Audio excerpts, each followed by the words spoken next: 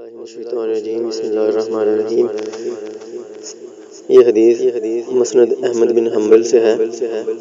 سیدنا صہیب رضی اللہ تعالیٰ عنہ سے مروی ہے کہ رسول اللہ صلی اللہ علیہ وآلہ وسلم نے فرمایا، تم سے پہلے ایک بادشاہ تھا، اس کا ایک جادوگر تھا۔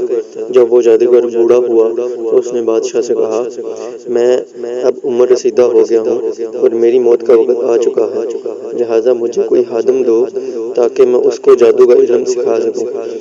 بس اس نے اس کو ایک لڑکا دے دیا اور اس کو جادو کی تعلیم دینے لگا۔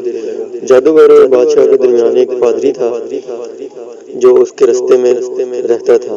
ایک دن وہ بچہ اس پادری کے پاس چلا گیا اور اس کا کلام سنا اور اس کا طرز و طریقہ کلام اس کو پسند آیا۔ جب وہ پادری کی وجہ سے لیٹ ہو جاتا اور پھر جادوگر کے پاس پہنچتا تو وہ اس کی پٹائی کرتا اور کہتا، کس چیز نے تجھے روکے رکھا اور تو لیٹ ہو گیا۔ اس طرح جب وہ اپنے گھر والوں کے پاس پہنچتا تو وہ بھی اس کی پٹائی کرتے اور کہتے، کس چیز نے تجھے روکے رکھا۔ جب اس نے پادری سے یہ شکایت کی تو اس نے کہا، جب جادوگر تجھے سزا دینا چاہے تو یہ کہہ دینا کہ گھر والوں نے روک دیا تھا، اور جب گھر والے سزا دینا لگے تو کہنا کہ جادوگر نے روک دیا تھا۔ بس یہی روٹین جاری رہی۔ ایک دن اس کا گزر ایک بہت بڑے جانور کے پاس سے ہوا۔ اس جانور نے لوگوں کو روک رکھا تھا، وہ اس سے آگے گزر جانے کی طاقت نہیں رکھتے تھے۔ اس لڑکے نے کہا، آج مجھے پتہ چل جائے گا کہ پادری کا معاملہ اللہ تعالیٰ کو پسند ہے یا جادوگر کا معاملہ۔ بس اس نے پتھر لیا اور کہا، اے اللہ، اگر جادوگر کی بنسبت پادری کا معاملہ تیرے نزدیک زیادہ محبوب اور پسندیدہ ہے تو اس جانور کو اس پتھر سے قتل کر دے تاکہ لوگ گزر سکیں۔ پھر اس نے وہ پتھر پھینکا اور اس نے تو واقعی جانور کو قتل کر دیا اور لوگ گزر گئے۔ پھر جب اس لڑکے نے پادری کو اس واقعہ کی خبر دی تو اس نے کہا، اے میرے پیارے بیٹے، تو مجھ سے افضل ہے، قرآن قریب تجھے آزمایا جائے گا، لیکن اگر تجھ پر آزمائش آ پڑی تو میرا کسی کو نہ بتلانا۔ بس یہ لڑکا پیدائشی اندھوں اور باقی بیماریوں کا علاج کرنے لگا اور ان کو شفا ہونے لگی۔ ایک دن ہوا یوں کہ بادشاہ کا ایک ہم نشیں اندھا ہو گیا۔ جب اس نے اس لڑکے کے بارے میں سنا تو وہ بہت زیادہ تحائف لے کر آیا اور اس نے کہا، تو مجھے شفا دے اور یہ سب کچھ تیرا ہوگا۔ اس نے کہا، میں تو شفا نہیں دیتا بلکہ اللہ تعالیٰ شفا دیتا ہے۔ اگر تو اس اللہ پر ایمان لے تو میں اس سے دعا کروں گا اور وہ تجھے شفا دے دے گا۔ بس وہ آدمی ایمان لے آیا اور اس لڑکے نے اس کے لیے اللہ تعالیٰ سے دعا کی اور اس نے اس کو شفا دے دی۔ پھر وہ ہم نشیں بادشاہ کے پاس آیا اور سابقہ روٹین کے مطابق بیٹھنے لگا۔ بادشاہ نے اس سے پوچھا، اے فلاں، کس نے تیری نظر لٹائی؟ اس نے کہا، میرے رب نے۔ بادشاہ نے کہا کہ میں نے؟ اس نے کہا، نہیں، بلکہ میرے اور تیرے رب نے، اللہ نے۔ اس نے کہا، کیا میرے علاوہ بھی تیرا کوئی رب ہے؟ اس نے کہا، ہاں۔ بس بادشاہ نے اس شخص کو سخت سزا دینا شروع کر دی، یہاں تک کہ اس نے اس لڑکے کے بارے میں بتلا دیا۔ بس اس بادشاہ نے اس کو بلا بھیجا اور کہا، اے میرے بیٹے، تیرا جادو تو اس حد تک پہنچ چکا ہے کہ تو اندھوں، پھل بیریوں اور ان بیماریوں کا علاج کرنے لگ گیا ہے۔ اس نے کہا، میں نے کسی کو شفا نہیں دی، صرف اللہ تعالیٰ شفا دیتا ہے۔ بادشاہ نے کہا، یعنی میں؟ اس لڑکے نے کہا، نہیں۔ بادشاہ نے کہا، کیا میرے علاوہ بھی تیرا کوئی رب ہے؟ اس نے کہا، ہاں، وہ میرا بھی رب ہے اور تیرا بھی رب ہے اور وہ اللہ ہے۔ بادشاہ نے اس کو سزا دینا شروع کر دی، یہاں تک کہ وہ اس لڑکے نے پادری کے بارے میں بتلا دیا۔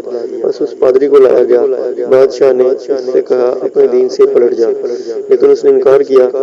بس اس کے سر کی مانگ یعنی سر کے وسط میں آری رکھ کر چلائی گئی، یہاں تک کہ اس کے جسم کے 2 ٹکڑے گر پڑے۔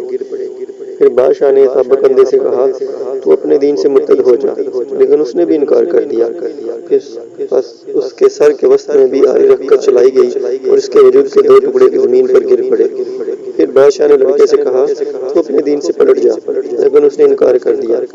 بس بادشاہ نے اس کو چند افراد کے ساتھ ایک محسوس پہاڑ کی طرف بھیجا اور حکم دیا کہ جب تم لوگ اس کی چوٹی پر پہنچ جاؤ تو اس سے پوچھنا کہ اگر یہ اپنے دین سے پلٹ آئے تو ٹھیک، ورنہ اس کو وہاں سے لڑکا دینا۔ بس وہ اس کو لے گئے اور جب پہاڑ پر چڑھنے لگے تو اس لڑکے نے یہ دعا کی، اے اللہ تو جس چیز کے ساتھ چاہے مجھے کفایت کر۔ بس پہاڑ پر زلزلہ طاری ہو گیا اور وہ سارے کے سارے لڑک گئے اور مر گئے۔ وہ لڑکا تلاش کرتے کرتے دوبارہ بادشاہ کے پاس پہنچ گیا۔ اس نے پوچھا تیرے ساتھیوں کا کیا بنا؟ اس نے کہا اللہ تعالیٰ نے مجھے ان سے کفایت کیا۔ پھر بادشاہ نے اس کو ایک جماعت کے ساتھ ایک بڑی کشتی میں بھیجا اور کہا جب تم سمندر میں گھس جاؤ تو اس سے پوچھنا اگر یہ اپنے دین سے باز آ جائے تو ٹھیک، وگرنہ اس کو غرق کر دینا۔ بس جب وہ سمندر میں گھسے تو اس لڑکے نے کہا اے اللہ تو جس چیز کے ساتھ چاہتا ہے مجھے اس کے ساتھ ان سے کفایت کر۔ بس وہ سارے کے سارے غرق ہو گئے اور وہ لڑکا تلاش کرتے کرتے بادشاہ کے پاس پہنچ گیا۔ اس نے پوچھا تیرے ساتھیوں کا کیا بنا؟ تو لڑکے نے جواب دیا اللہ تعالیٰ نے مجھے ان سے کفایت کیا ہے۔ پھر اس بچے نے بادشاہ سے کہا تو اس وقت تک مجھے قتل نہیں کر سکتا جب تک میرے حکم پر عمل نہیں کرے گا۔ اگر تو نے میرے حکم پر عمل کیا تو تب مجھے قتل کر سکے گا، وگرنہ تو مجھے قتل نہیں کر سکتا۔ بادشاہ نے کہا وہ کون سا حکم ہے؟ اس نے کہا تو لوگوں کو ایک میدان میں جمع کر، پھر مجھے ایک تنے پر سولی چڑھا، پھر میرے ترکش سے ایک تیر نکال اور کہہ بسم اللہ رب الغلام، اللہ کے نام کے ساتھ جو اس لڑکے کا رب ہے۔ اگر تو یہ طریقہ اپنائے گا تو مجھے قتل کر لے گا۔ بس اس بادشاہ نے ایسا ہی کیا اور تیر کو کمان پر رکھا اور کہا بسم اللہ رب الغلام۔ بس وہ تیر اس لڑکے کی کن پٹی پر لگا اور اس نے اپنا ہاتھ تیر والی جگہ پر رکھا اور وہ فوت ہو گیا۔ لوگوں نے یہ منظر دیکھ کر کہا ہم اس لڑکے کے رب پر ایمان لائے ہیں۔ کسی نے بادشاہ سے کہا کیا تجھے پتا چل گیا ہے کہ جس چیز سے تو ڈرتا تھا اللہ کی قسم تو اسی چیز میں پھنس گیا ہے؟ سارے لوگ مومن ہو گئے ہیں۔ اس بادشاہ نے سزا دینے کے لیے حکم دیا کہ جہاں سے گلیاں شروع ہوتی ہیں وہاں کھائیاں کھودی جائیں اور پھر ان میں آگ جلائی جائے۔ پھر اس نے کہا جو آدمی اپنے اس دین سے مڑے اس کو چھوڑ دو، وگرنہ اس کو اس آگ میں دھکیل دو۔ بس وہ دوڑ کر آتے اور دکم دکا ہو کر آگ میں گھس جاتے، یہاں تک کہ ایک خاتون اپنے شیرہار بچے کو لے کر آئی اور یوں لگ رہا تھا کہ وہ آگ میں گھسنے سے پیچھے ہٹنا چاہتی ہے، لیکن اس بچے نے کہا اے میری ماں صبر کر، بے شک تو حق پر ہے۔ پھر وہ دونوں بھی آگ میں کود گئے، لیکن کسی نے بھی اسلام کو نہیں چھوڑا۔